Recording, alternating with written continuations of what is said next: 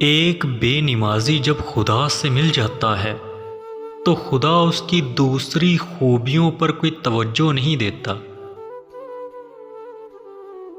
میں علم کے اس درجے تک یوں پہنچا کہ جو کچھ مجھے معلوم نہ تھا وہ میں نے معلوم کرنے میں شرم محسوس نہیں کی۔ محتاج کو مہلت دینے میں کوئی احسان نہیں بلکہ عدل و انصاف ہے۔ مہمان کے آگے تھوڑا کھانا رکھنا بے مروتی ہے اور حد سے زیادہ رکھنا تکبر۔ غصہ کرنا کسی دوسرے کی غلطی کی سزا خود کو دینا ہے۔ اگر رزق عقل اور دانشوری سے ملتا تو جانور اور بے وقوف بھوکے مر جاتے۔ سخت کلامی سے ریشم جیسے نرم دل بھی سخت ہو جاتے ہیں۔ دعوت قبول کرنے میں امیر غریب کا فرق مت کرو اور راہ دور ہونے کی وجہ سے دعوت رد نہ کرو۔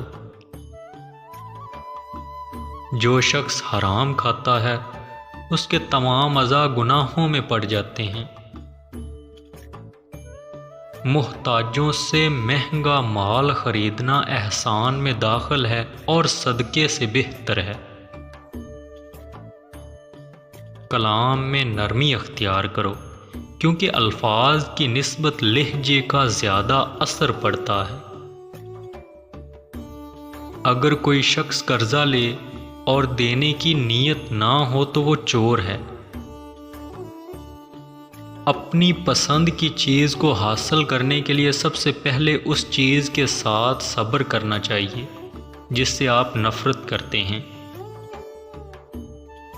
آپ کے گھر میں غربت ان 4 کاموں کی وجہ سے آتی ہے۔ گھر میں گندگی رکھنا، مہمان کے آنے پر ناراض ہونا، صبح سورج نکلنے تک سونا، اللہ کا ذکر نہ کرنا۔